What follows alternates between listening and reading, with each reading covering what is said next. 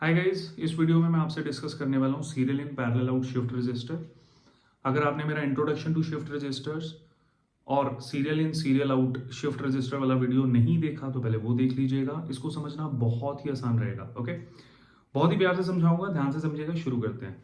Serial in parallel out, हम data को serial in कर रहे हैं और पैरेलली बाहर निकालेंगे, जो कि सेल्फ एक्सप्लेनेटरी है। इस टॉपिक से ही होगा कैसे। देखिए, जब भी फ्लिप फ्लॉप्स की बात आती है, जब भी शिफ्ट रजिस्टर्स की बात आती है, क्लॉक का बहुत इंपॉर्टेंट रोल प्ले रहता है।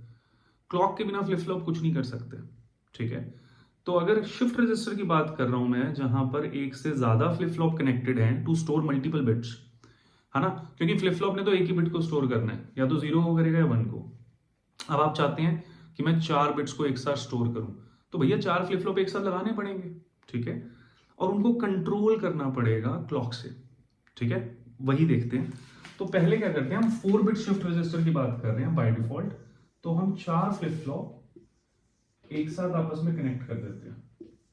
4 फ्लिप फ्लॉप्स हैं, इनको मैं आपस में कनेक्ट कर देता हूं। This is the positive edge triggering. ठीक है, ये पॉजिटिव एज है क्लॉक का। सारे फ्लिप फ्लॉप्स सेम क्लॉक से कनेक्टेड है। ठीक है, तो सर नेगेटिव एज ले लो, नेगेटिव एज ले लो, कोई फर्क नहीं पड़ता। ठीक है, लेकिन सबको सेम क्लॉक से कनेक्ट करना है ताकि वो सिंक्रोनाइज्ड मैनर में एक दूसरे के साथ कनेक्ट हो। ठीक है, अब बात आई फ्लिप फ्लॉप कौन सा लें। बाय डिफॉल्ट आप डी फ्लिप फ्लॉप लेके चलिए। रीजन, डी फ्लिप फ्लॉप की बहुत खास बात यह है कि डी फ्लिप फ्लॉप की इनपुट पे जो पड़ा होता है वही आउटपुट पे आता है, तो समझना आसान है चीजें। ठीक है, तो हम क्या करते हैं, इसको कह देते हैं D3 Q3 bar, this is D2 Q2 bar, this is D1 Q1 bar, this is D0 Q0 bar। Sir यहाँ Q3 क्यों लिया, वहां Q0 क्यों लिया, यहाँ पर Q0 क्यों नहीं ले सकते थे? ले सकते हो, MSB और LSB की गेम है। ठीक है, सिंक्रोनस में इतना कोई फर्क नहीं पड़ता। तो this is MSB, this is LSB। ठीक है, आप इसको भी Q0 बना सकते हो, बता देना कि वो MSB है। ठीक है, चलिए ठीक है। तो अब चारों फ्लिप फ्लॉप आपस में कनेक्टेड है। अब कनेक्शन बहुत इंपॉर्टेंट है फर्दर, ये दिखाने के लिए कि डेटा सीरियली इन होगा और पैरेलली आउट। ध्यान दीजिएगा, यहां से हम डेटा सीरियली इन करेंगे। This is serially data in. Okay, और Q3 कनेक्टेड है D2 से, Q2 कनेक्टेड है D1 से, Q1 कनेक्टेड है D0 से। ठीक है, ये कनेक्शन बड़ा इंपॉर्टेंट है यार। ठीक है, रीजन, ये कनेक्शन, ये वाला जिसकी मैं बात कर रहा हूं, ये शो करता है कि डेटा सीरियली इन हो रहा है। ठीक है, और पैरेलली डेटा आउट करने के लिए ये कनेक्शन है हमारे पास। अगर आप ध्यान दें, ये देखिए, this means this particular connection it's showing कि मैं डेटा पैरेलली आउट कर रहा हूं। इसको डालते हैं यहां से, दिस इज पैरेलल आउट। ठीक है, मतलब एक बार फ्लिप फ्लॉप्स के अंदर डेटा आ गया, हमने पैरेलली डेटा आउट कर लेना है। इसका मतलब ये है कि मैं ऐसे ऊपर से झांक रहा हूं फ्लिप फ्लॉप के, समझाने के पॉइंट ऑफ व्यू से बता रहा हूं कि डेटा एक बार आ गया, बस देख लेना है कि ये डेटा पड़ा है। सिंपल, ये मतलब है पैरेलल आउट करने का। ठीक है, अब अगर आपको ये कनेक्शन समझ में आ गया है तो बात करते हैं क्लॉक पल्सेस की। सीरियल डेटा इन करने के लिए कितनी क्लॉक पल्सेस चाहिए, पैरेलल डेटा आउट करने के लिए कितनी क्लॉक पल्सेस चाहिए, दैट्स इट। अगर आपने ये समझ लिया, टॉपिक खत्म हो गया। ठीक है, तो इसको यहां से हटा देते हैं।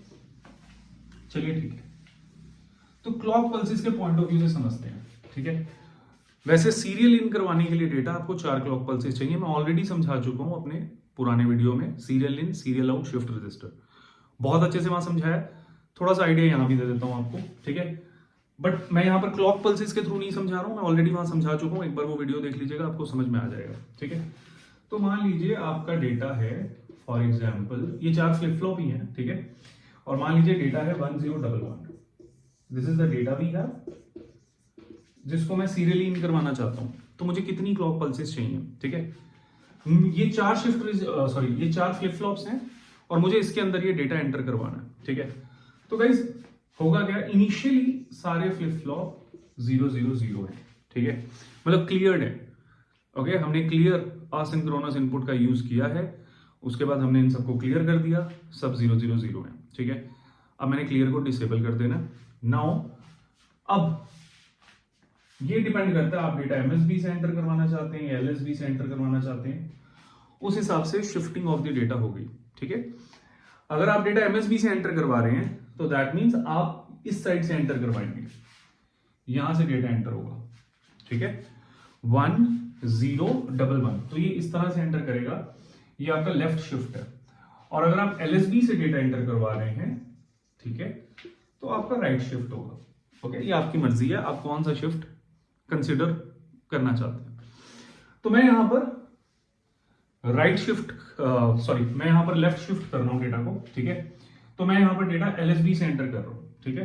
तो देखते हैं, सॉरी, राइट शिफ्ट होगा। तो एलएसबी से डेटा को एंटर करते हैं, starting with the very first bit is 1। अब क्या हुआ, अभी तो सारे फ्लिप फ्लॉप 0 पड़े थे, ठीक है। तो जैसे ही आपने ये डेटा इनपुट पे दिया डी फ्लिप फ्लॉप की, और पहली clock I, that is clock 1, जो कि पॉजिटिव एज ट्रिगर्ड होगा क्लॉक का, ठीक है। तो आपका ये 1 यहां पर आ जाएगा, मैं इस 1 की बात कर रहा हूं, ठीक है। और ये 0 यहां शिफ्ट होगी, ये 0 यहां शिफ्ट होगी, ये 0 यहां शिफ्ट होगी। So this is the right shift. Okay, कुछ नहीं किया मैंने, क्लॉक पल्स की बात है, आपके डी पे डेटा पड़ा था, डी फ्लिप फ्लॉप पे, ठीक है। वो आउटपुट पे तब तक नहीं आएगा जब तक क्लॉक पल्स नहीं आएगी, बस ये ध्यान रखना है। जैसे ही उसको पॉजिटिव एज ट्रिगर दिखा क्लॉक का, ठीक है, आपका डेटा जो था वो 1 एंटर्ड हो गया और वो आउटपुट पे आ गया। मैं इस 1 की बात कर रहा हूं जो एलएसबी पे पड़ा है, और आगे वाले डेटा को पुश मिला, वो आगे चले गए, सिंपल। फिर दूसरी क्लॉक पल्स आई, उसमें डेटा क्या है, दैट इज सेकंड 1। तो डेटा पड़ा था, जैसे ही क्लॉक 2 का पॉजिटिव एज आया, वो वाला 1 एंटर हुआ, ये 1 आगे शिफ्ट हुआ, ये 0 आगे शिफ्ट हुई, ये 0 आगे शिफ्ट हुई, ठीक है। 2 क्लॉक पल्सेस लग चुकी है अब तक 2 डेटा को एंटर करवाने के लिए, चलिए ठीक है। फिर हमारे पास अगली clock pulse I, that is clock 3।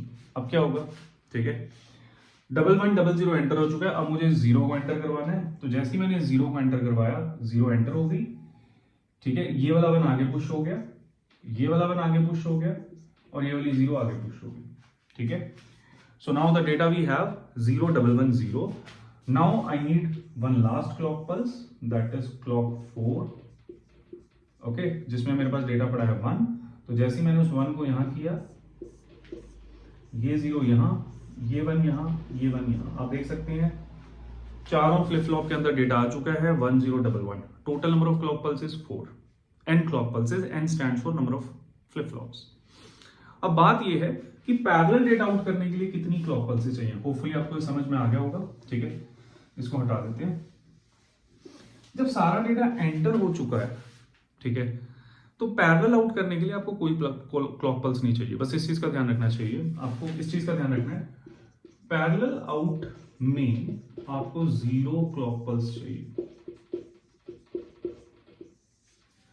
Once the data has been entered, ठीक है, सारे फ्लिप फ्लॉप्स के अंदर डेटा पड़ा है जो कि 1011 है, आपने उस डेटा को निकालने के लिए कोई क्लॉक पल्स का यूज ही नहीं करना, ठीक है। यही खास बात है पैरेलल आउट शिफ्ट रजिस्टर्स की। फ्लिप फ्लॉप्स के अंदर डेटा आ गया, ऊपर से देख लीजिए, ठीक है, समझाने के पॉइंट ऑफ व्यू से बता रहा हूं। तो 1011 आपको दिख जाएगा, खत्म, कोई क्लॉक पल्स इसमें वेस्ट करने की जरूरत नहीं है। तो 0 क्लॉक पल्स इज रिक्वायर्ड जब आपको डेटा पैरेलली आउट करना हो। हाँ, अगर सीरियली आउट करते तब आपको 3 क्लॉक पल्सेस चाहिए। वीडियो देखिएगा SISO वाला, समझ में आ जाएगा। यहां पर कोई क्लॉक पल्सेस नहीं चाहिए, ठीक है। चलिए ठीक है, अगर ये समझ में आ गया आपको, तो हम मूव करते हैं अगले शिफ्ट रजिस्टर की तरफ, जो है parallel in parallel out.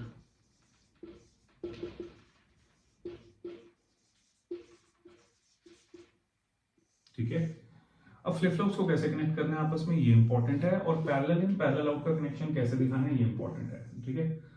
4 flip flops मैंने आपस में कनेक्ट किए हैं, और सारे फ्लिप फ्लॉप जो हैं वो सेम क्लॉक से कनेक्टेड है, like this. Okay, this is it.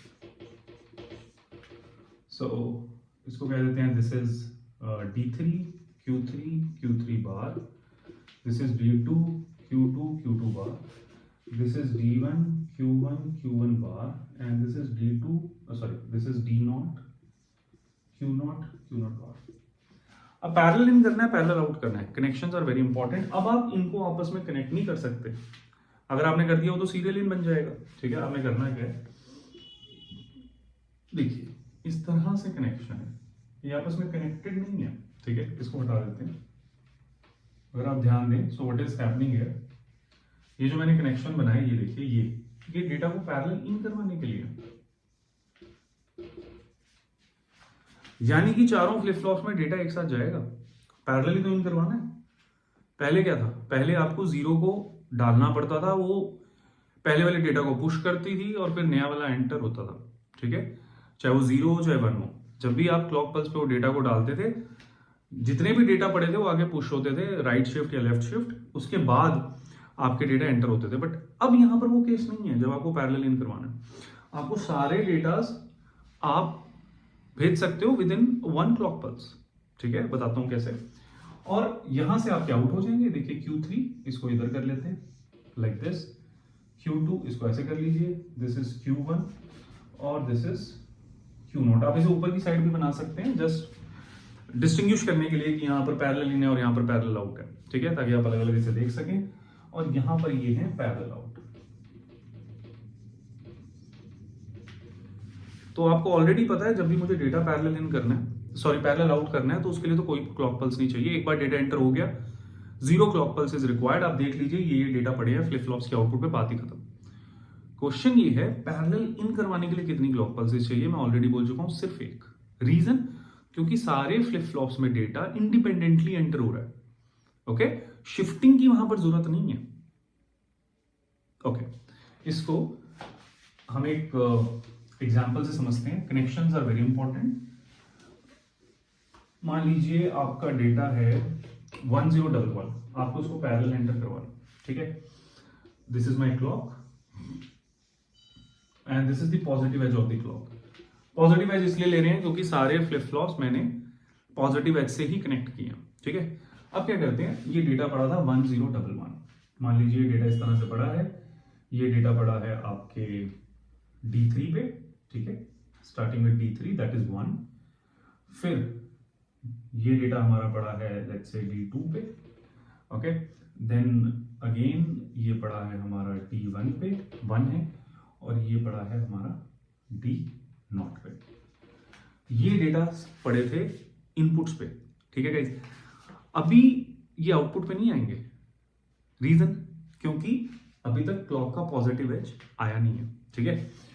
अगर ये वाला पार्ट चल रहा है, ये क्लॉक है, ठीक है, तब ये डेटा जो भी पड़े हो, चलिए मान लीजिए इनिशियली सारे 000 थे, तो अभी भी ये डेटा आउटपुट पे अपीयर नहीं होंगे। बस ये ध्यान रखिएगा, डेटा तभी आउटपुट पे आएगा जब क्लॉक अलाउ करेगी, बस, ठीक है। अभी ये इनपुट्स पे पड़े हैं डेटा, बट जैसे ही क्लॉक का पॉजिटिव एज आया, ये देखिए, ये देखा पॉजिटिव एज, इस पॉजिटिव एज पे ये 1 था, ये 0 है, ये 1 है और ये 1 है। Now these datas will appear at the output, एक ही क्लॉक पल्स में।